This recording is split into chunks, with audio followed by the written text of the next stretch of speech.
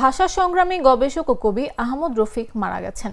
রাজধানীর বারডেম হাসপাতালের নিবিড় পরিচর্যা কেন্দ্র আইসিইউতে বৃহস্পতিবার রাত 10:12 তিনি ইন্তেকাল করেন। আহমদ রফিকের পারিবারিক সূত্র তার মৃত্যুর তথ্য নিশ্চিত করেছে। এর আগে শারীরিক অবস্থার অবনতি হওয়ায় বুধবার বিকেলে তাকে লাইফ সাপোর্টে নেওয়া হয়। বারডেম হাসপাতালের চিকিৎসকরা জানান, মৃত ঘোষণা করার 7 মিনিট আগে তার কার্ডিয়াক অ্যারেস্ট হয়।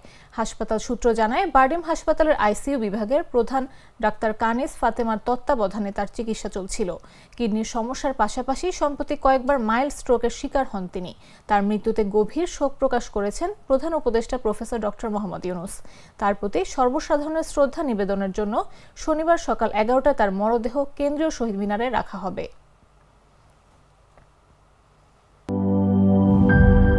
গুড লাক পেনের সফট অয়েল বেসড ইঙ্ক দেয় নিখুঁত লেখার আত্মবিশ্বাস। Good luck pen, make your lakh.